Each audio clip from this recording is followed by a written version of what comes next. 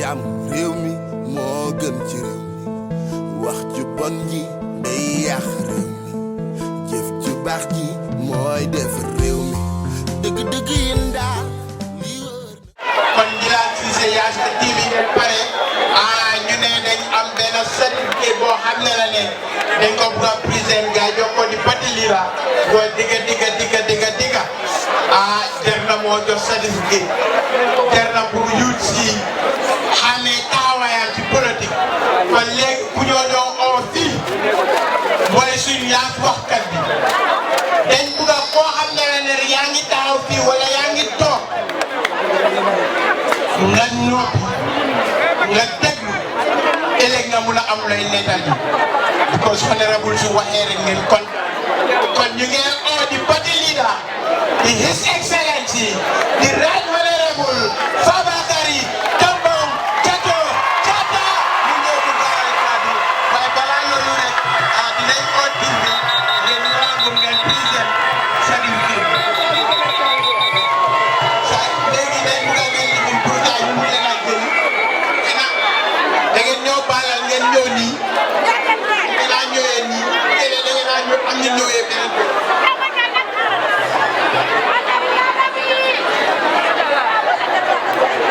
Please Yama Ndiaye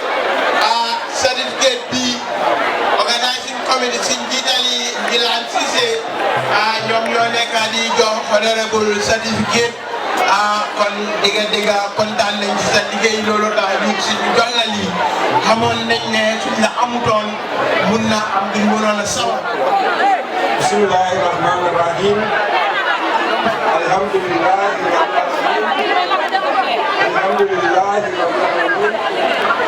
Alhamdulillahi rabbil alamin. Ganni be bolu kondonna. Kabon ke dan Latrikunda Germany. Serekunda West. Nilo be dan dom hakilo kanna. Muskendo ni ko fakinde demalama. Min yalon ko kabrim babrim masabija e nyako ke yake ya mutafe fo aleta wonolu nde be fonola bari sin hakilo brandima namu ngadwe pour itabula la gestion ya dio wolle dumaaji mu fon kono mbeen hakilo ba kan na sino yaay kombi ani ya may Cissé ali do ganne adi ay dafal kabrim bedum na jam Nami for Ousmane Zamboy wala mu alim man be wax thank you very much ak yu ci ñëpp dalilo be mbulu mi ko na fer na be wa dalilo wala mu kadiamu APR sin ko ni saka ma fo de tew na mu yara fa on to na min belo la fa min be flali atol fa wala wolo kata bin to mu ne watandi ñin diamo ni ñu ko kalantam fo min bebe banko kam KMC damale kumandro kedro nata manjal fute mbal tentula mbal jayla ala muto yalo man ni gol ko fulan ni wulula ibuko kiyo farandi kebu to la APRC kolo ale al da nyame anim babri man say min dundal you mal batul kiyo farandi la min bat na to wala do APR thank you very much na ak yu ci ñëpp ñu nekk ak Follow Allah constituency chairperson. Another committee on Mulu, Aja Olutune, so them batten from Bajay, batten. Nimbota Woto, Yanimbe more contona, Minion Nimbe Mosaka, Aja Ndilane Cissé. ni modu na seka anala committee fonni ke committee APRC balte alla do ko kendiyata ala yewati lota kabriya fo nyento ko ko wato sutiata na te kedola bari ko ne ko mbake na nduya ke ya ko to do adan dilan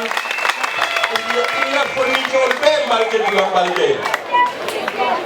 ale mi tan di wala mi ko ndo la dala simantaji ale bututo madia atol yalla ko be ka yalla ko be duni al duntal sirta fofu rabbi oto tonya Gambia fonni jowlu almanina babiri mansara na mikali aluma min ko sura min ko albe ajere diamu dal min be diamu taja abe mo fonni jowle kadu bi mu fonni jowla luma bari mi en kontani modam yara fam Gambia fonni jowlu APRC fonni jowlu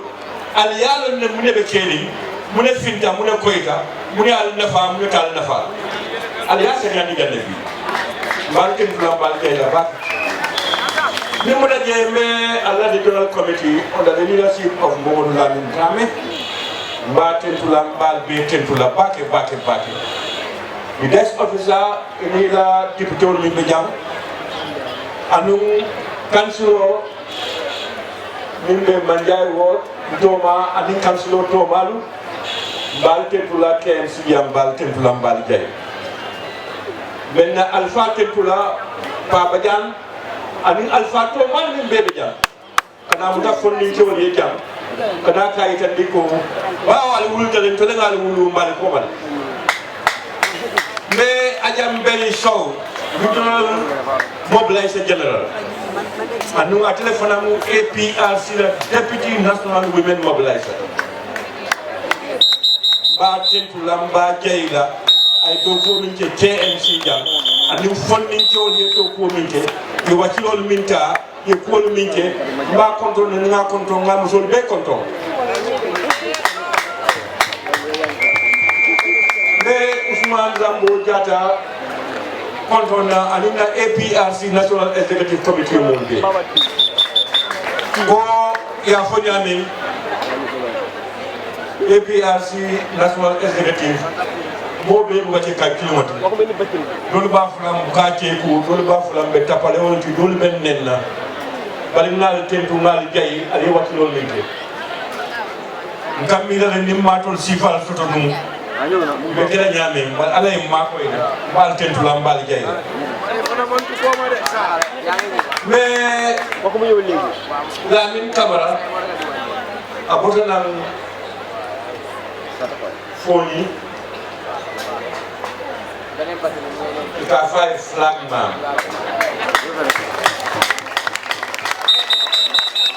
min tambita somite la say ika mun debe forest le kono a beke jamba kero adu akodo akabala di bola kono femma ke fo APRC kano ndu amulta la nata jam abe jam dolu ba fula ko amake kuwolo dolu ba fula tole olem bal lumbe sida ni ala kititala wallahi mamre ba fula tole al mala en beni fula la ni beken fula beken ya bake mais ambassadeur na la mol kontona ambassadeur Andi Jambe ani te fongola broda former Director General of Ports Authority, Lamin Saya, anal na nyolbe mbal tentula mbal jay la bake.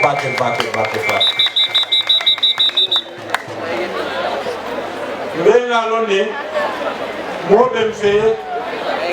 mi alon ko nabe diamu le kamuda bi da telol ay APRC kanu ay kata APRC nte bennam ma konton nga temtu nga fayala kato lafa wolem jumati wolem alhaji Bakar Jeke Bakso Jeke nali adiam ko mo tuman bal kamira ko abita kelon fen bugati na fo patio kano ya jamme kano anin gambian kol kano ba tentulam ba jeyla ay kontani anu nyanta kolemu dalilo kam miya na to nyanta donc la de al fo ya dépense ale babiri mansa kumandi ale babiri mansa tempu dalilo kam ale dolu fo ale dolu ko na kuma do bita minto wala diamo siata Gambia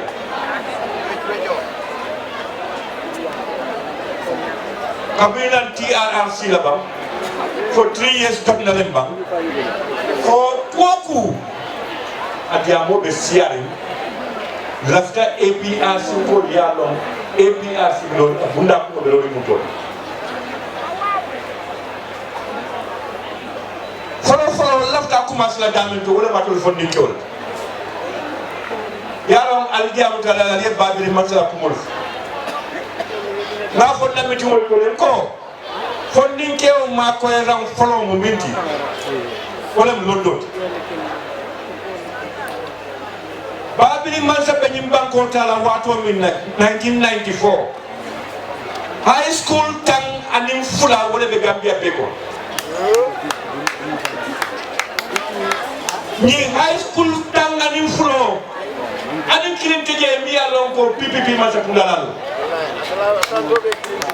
wati na ni Omar Jallo mo be lola ikafo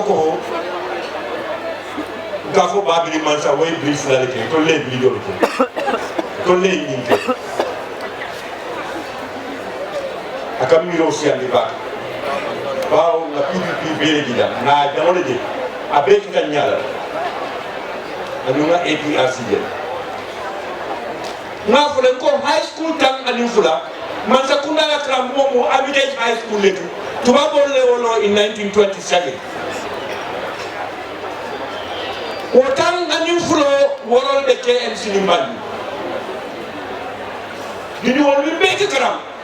ibe ka jere bandi ni pass wat na pass ma ko ka kolea Saba wala be West Coast Video high school Saba mini ko na North Bank kabir tuba mon de mano fo PPP fata high school ti mo de man do North Bank LRR high school Kini CRR high school Kini URR high school Kini 400 years of colonial rule sangi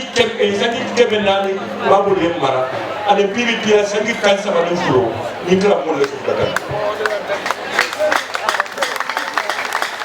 babu ni kansa be bola nimbango kam wato min high school la min ay tu Gambia jang high school kebe high school muang adinsa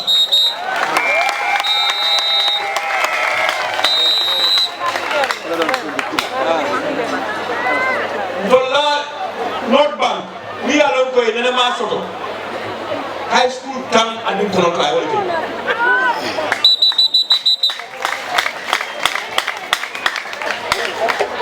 be alon de fanan ko kabrim babri man sa sita ikafo found a project of President's Empowerment of Galemu ay bunda ko yele bawo muso la kala bundu ka koliyale nincho ni muso kambano be muso be sokono ikala fika mano le karin ke ko ghost wando babi buka fulo be samba do wo ala fawde to no nafta mol yallo akal fo ninche yallo woy ninche Gambia ja ngam fale te ala le kon aleta either education or dauda alia final ede mis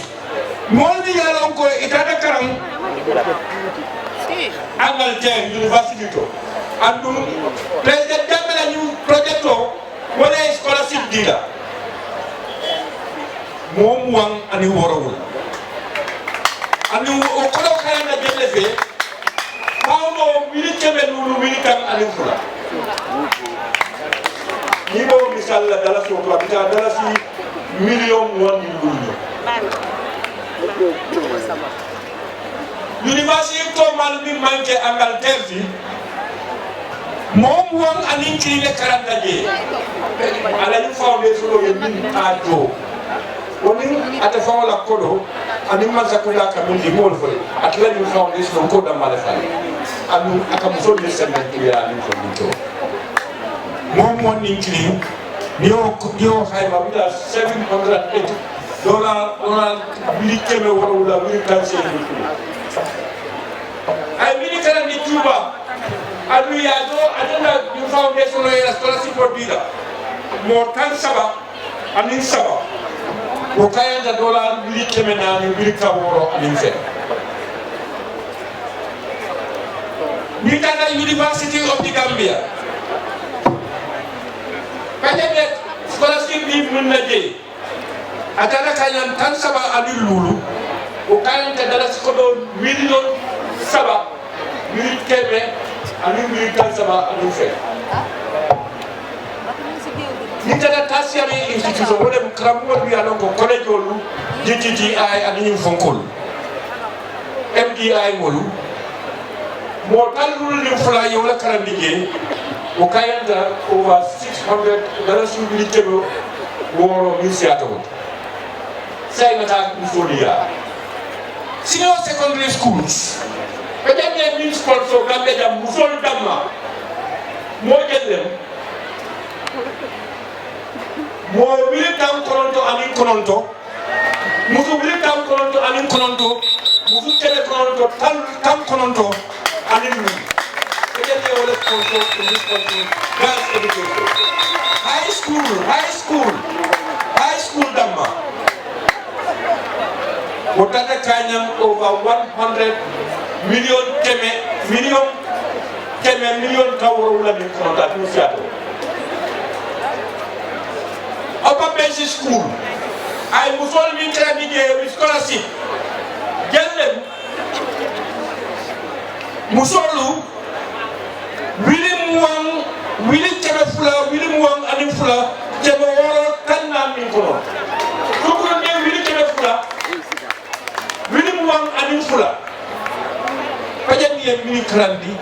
at junior secondary school ya scholarship le ikramu dua ni kain tu.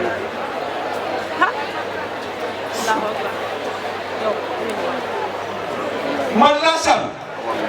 boleh ni mulu kerandi dulu. Ay gele kerandi je. Mo wilitang ani musu wilitang ani wala kebesai ani sei. Madrasah ay scholarship di musol mina pour ye karanje mutaka kanyang misiata dalasi million kling dalasi million tang ani woro milim wani woro wala telefon ni mu president nyamela foundation o damal and University of the Gambia modu sabali beja allo ta wato minna ni aje ba dole jamaat mo karanta bi ala ni babil ma ni mo kala je mo tan ko do be be scholarship le o mo university fo ka do dala ci militant ni wo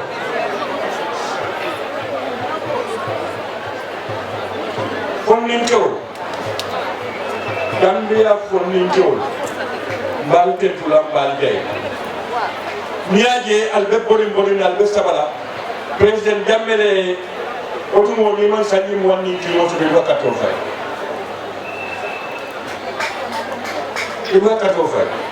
president Jammeh sama na sani tanise kondo gamra ya fu nyane ay bunda ko sifa belere even bakeries mo la kay fo ni to le ta do ko keni aka tero ni ko ta ka ko ni to keni aka fo ni to la ke ba ko ko ke graje ka do ko keni Barbie man say min ki jang safulen taban bari mi atna mel do fokam wala mu atol funding ci wol ak yam kontaan ni alama ala yalla kontaan sign TRRC lafta ay koy mol dol APRC dol ko lafta to nyaay sabati to nyaay long mamala ko min be ga babili man sa jamano la a to nyaal lafta na long ko be diali ko bari ite nya kula kali mun ko le la mera bu ko le mi ya ti nan ko TRRC to man swama nke dalala anduwa ten sabala dulato num fe aman sar lorin to nyaka dalilo lebe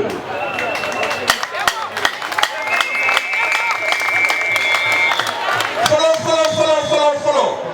TRRC tubabu kawolem wolem to nyaaylo molye yam fami moy yeri kon say min ye ko le aposo de ye fe ni lila Gambia na tete na tanya ko le madali amane titi nami ni mo to nyaalo mila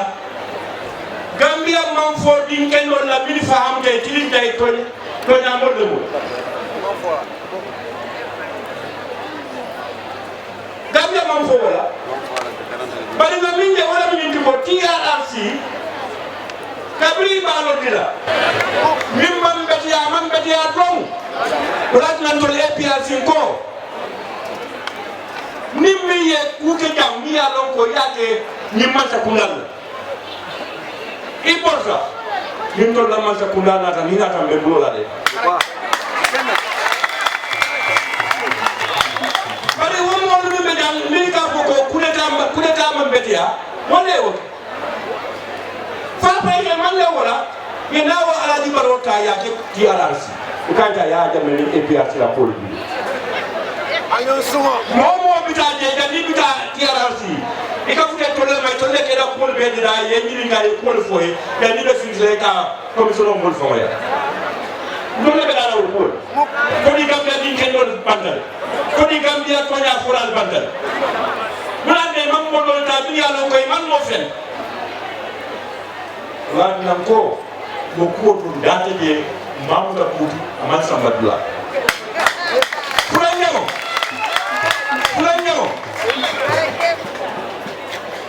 Ning esafal dagaji fal nakura min keje ay min tan din dolla jenya wala akamuda ko to lela don nano ke fa pareta momo na do be ko tin lawla ni be ko tin ni do ni wa keno wala kata te bulo to di APRC ni ya dem bawo kabiri yam kuma tule kata je akata diamula because abe sembering Gambia loi bu bale kan constitutional ka iko iba charge la contempt iba kila attorney general ya pour ya charge for contempt kabiri wakada I press interview iba fo ñom fo len damoya ala kuma ka ko di junta wala ya jamela o kantul mul wala genocide ke ñu bako kan ja genocide la wala ka mo fa la ka bol fa puti ka ba yo ala man di ko wala fa lu wala fa ko ka bol créateur ke fa ko créateur nko momi ya lon ko to ko ina da to nyala establish ite ma wo to nyaaje fulo ika fo mo ne ko wala ke ja ando ICC la chief prosecutor wodi am ga dunia be ako kuma nge Gambia ka 1994 for babli man de bele jam min sa tinano babli man sa dalo ICC wala ke do sa dumala be da fandi min ba fu ko ke do sa de ke da ya wo biladi wala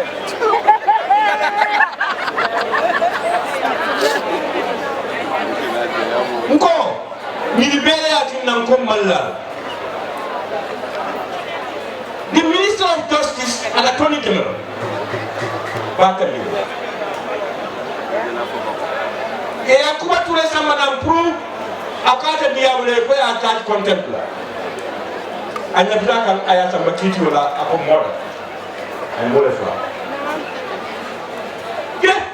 mi ta da ke ko e mol fare o so dale ya dole bu gat ba du dole de famu ya min man diam akata diabule ke daw tay mula Anong korosono? Franyo mi ya lon ko atele mun to la banko atele marani to nya ko la banko kan titi ko wala mbanta be ngamo ya be dia wala to jalo la ta fama ko abe gambia so jalo tempula abe jayila bawo to le kule ta jama attempt ya da la masakula mon keba Na? vraiment de qualité ko mambalang discussion la min be dala toñata discussion mi ya lonko is one sided pour nata kala je fo bayniro ko comme data wala na tiara suku ko buga fa aluma min be wala mi yara fam donc na wala fare yara fa to le wolon ton ba du won dal tinade yara fa ka dunya na fi dija barinta min fa wala min ndiko eto la kukuda akate APRC e jammanolti akate babiri man se jammanolti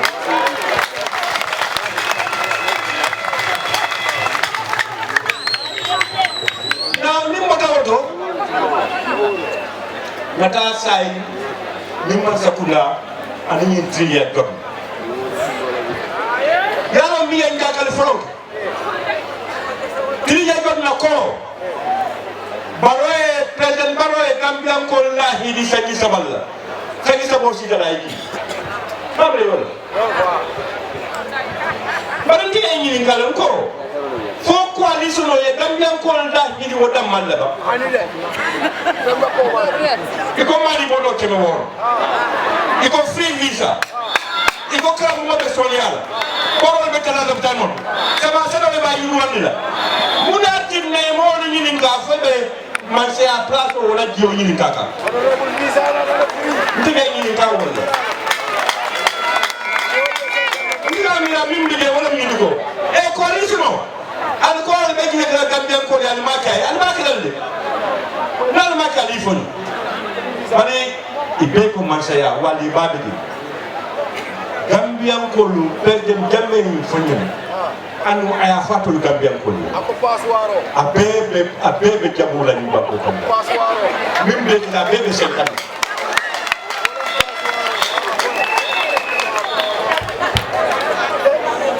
wato minna ibafla ko na masakunda na kuobe ibafoka sama mi manje kilmoti bari ndika min fo mole wala bu ñu ko ndol APRC do na pension mo mulet yalo kabiri ba fula ko sandi saba iba fula ko free visa e ka fo APRC ko ni ka fo la mole so ina mari amon ni joto ito ko ba han la je bari me ka mu ñu man ko tide ndol be do rinde ndol le bo defariti toro be to le bulu ya mala ya fu ganni ako APRC is golden nimman la damen ko tam gore la ndol ko APRC ko data yi sanji saba sanji lu data yi bari mu Gambia di wol tinde Gambia de la betiya ni wato sida kiri karamo kada ndol baji be la mun tole ko nyaati mune mun tole la fati Gambia ko la fati mbe toro faya se wa fo buluma le wara mara na dame ko toli do be la ko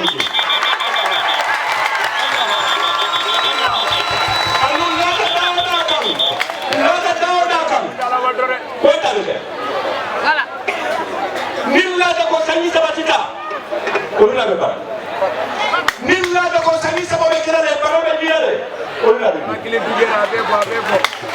so latina yamulalu sajilulu sajifoko APRC ndolu mango nyaso ndolu kole yani batani kono ngol nyaso urati nan kadiamu Gambia ko de ka Gambia burundi kadi nyaade non mbele ngaje ñor mbele ngaje ñor so latina momo na taja isi rabol na kumol la kende ke interview center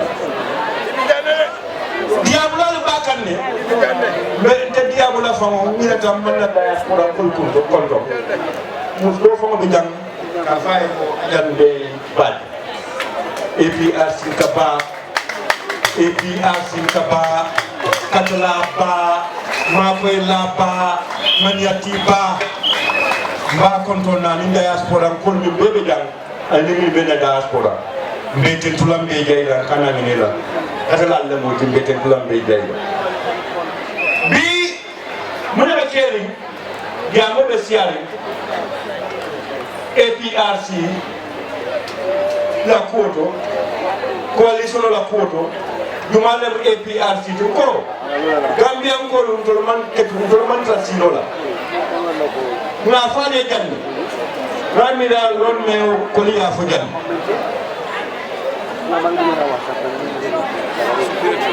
ron me ko liya fo janni yalla ni be diam la Gambia ko le politiko dem to nyane bal na to nyafo ay min be senganga mo de keri ngam min si haliya ko la men ko to passa ma silo coalition man sa kunale wodo ima ado kuwato kalamuta ima kondiso kalamuta ima kontal bio kalamuta do ko bandula aken mo abata abatan so follow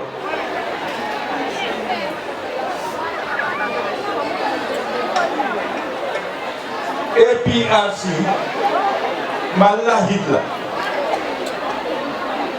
ñimbe mo benta